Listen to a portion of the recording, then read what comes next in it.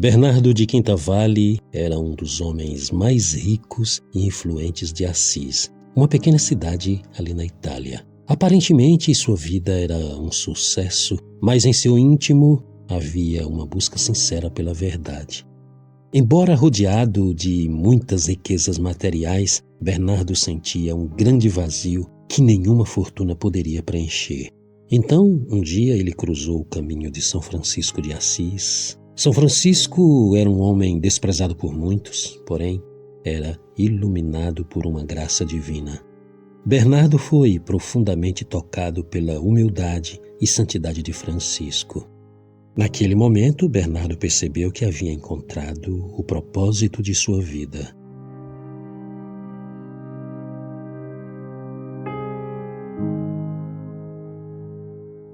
Assis é uma pequena cidade cercada por colinas e vinhedos e vibrava com a prosperidade dos comerciantes e da nobreza local. No entanto, os habitantes ali estavam perplexos com o comportamento de um dos seus conterrâneos.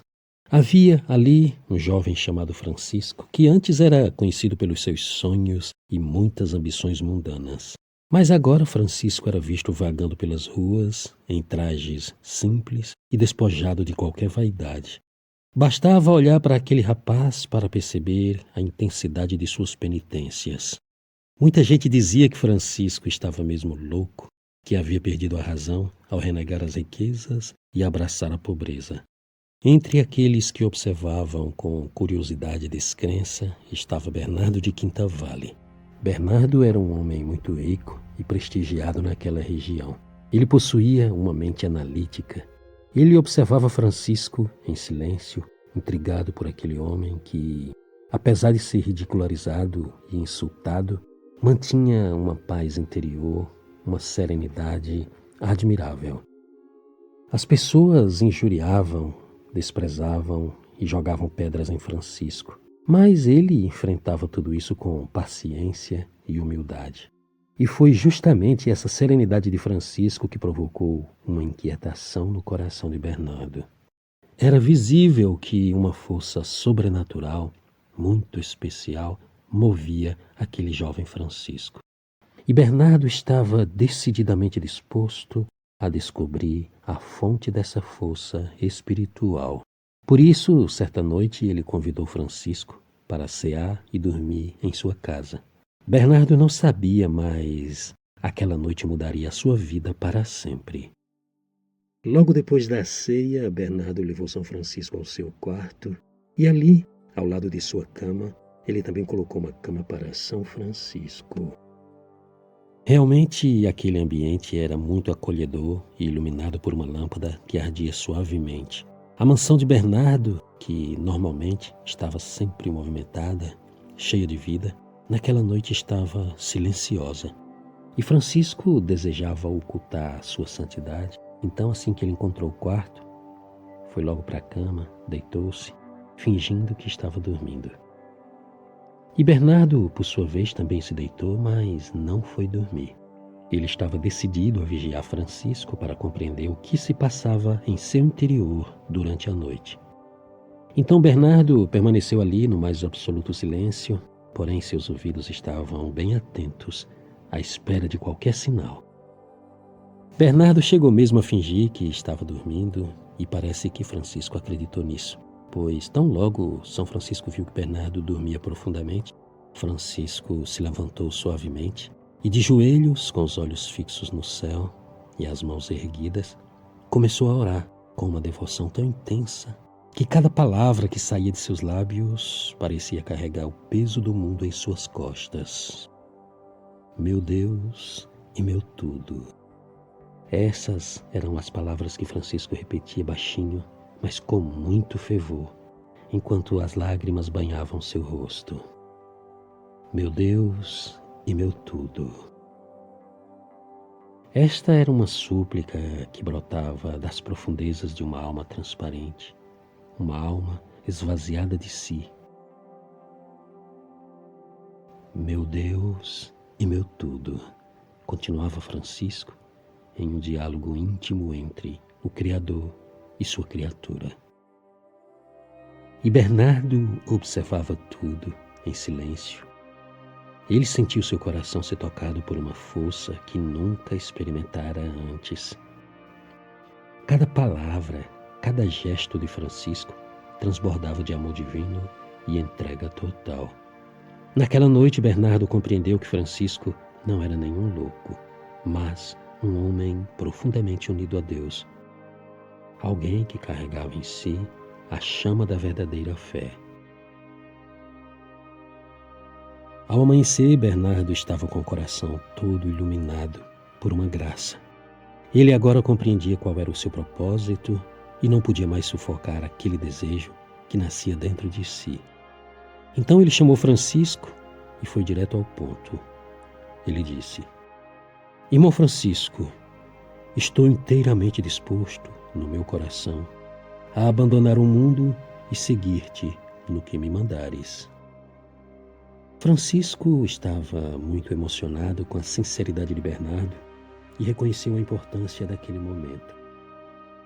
Então disse Francisco: Senhor Bernardo, o que disseste é tão grande e maravilhoso que é preciso pedir orientação a nosso Senhor Jesus Cristo para que Ele nos mostre a sua vontade e o modo de executá-la. Façamos o seguinte: vamos até o bispado, ali a um bom padre, pediremos que ele celebre uma missa e depois da missa ficaremos em oração. Nós abriremos o missal 3 vezes e Deus vai nos mostrar o melhor caminho. Então eles foram até o bispado, ali eles assistiram à missa e permaneceram em oração fervorosa, como Francisco havia dito. Eles pediram que Deus lhes revelasse a sua vontade divina. Então, ao final desse período, Francisco pediu que o padre abrisse o missal 3 vezes, cada vez dizendo aquilo que estava escrito no Evangelho. Na primeira vez apareceu aquela palavra que Cristo disse ao jovem que lhe perguntou pelo caminho da perfeição. Jesus disse: Se queres ser perfeito, vai, vende o que tens e dá aos pobres, e depois segue-me. O padre então abriu o Evangelho pela segunda vez e apareceu aquela palavra que Cristo disse aos apóstolos quando os mandou pregar o Evangelho por todo o mundo, dizendo: Nada leveis para a jornada, nem bordão, nem alfoge, nem sandálias, nem dinheiro. Com isso, nosso Senhor queria ensinar aos apóstolos que eles deveriam confiar totalmente na providência divina. E finalmente o padre abriu o missal pela 3ª vez e apareceu aquela palavra onde Cristo disse: Quem quiser vir após mim, abandone a si mesmo, tome a sua cruz e siga-me. Francisco e Bernardo perceberam claramente qual era a vontade de Deus. Os dois saíram dali com aquelas palavras gravadas em seus corações.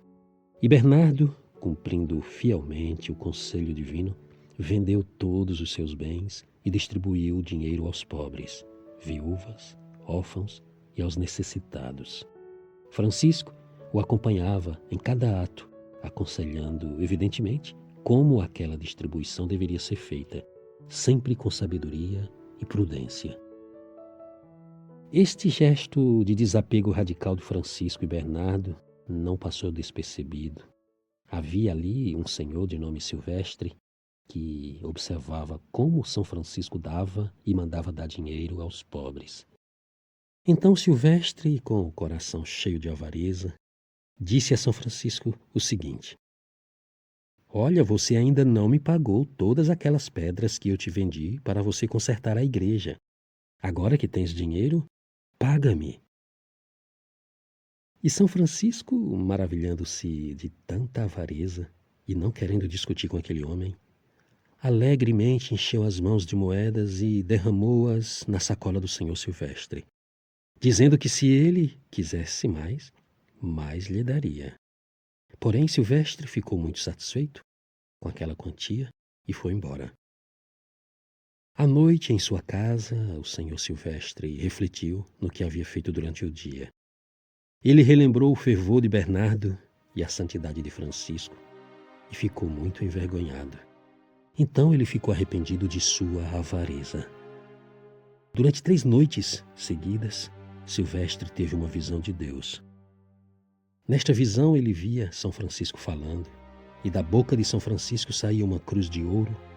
A parte vertical dessa cruz tocava o céu e os braços da cruz se estendiam do Oriente ao Ocidente. Inspirado pela visão e pelo exemplo de Bernardo e Francisco, Silvestre também renunciou todas as suas riquezas e foi juntar-se a eles como frade menor, vivendo uma vida de profunda santidade. Bernardo, agora livre de todas as amarras do mundo, dedicou-se inteiramente a Deus. Ele vivia frequentemente mergulhado em estados de contemplação tão profundos que São Francisco o considerava digno de toda reverência. E foi assim que teve início a Ordem dos Frades Menores, ou Ordem dos Franciscanos, uma ordem religiosa que mudaria o curso da história.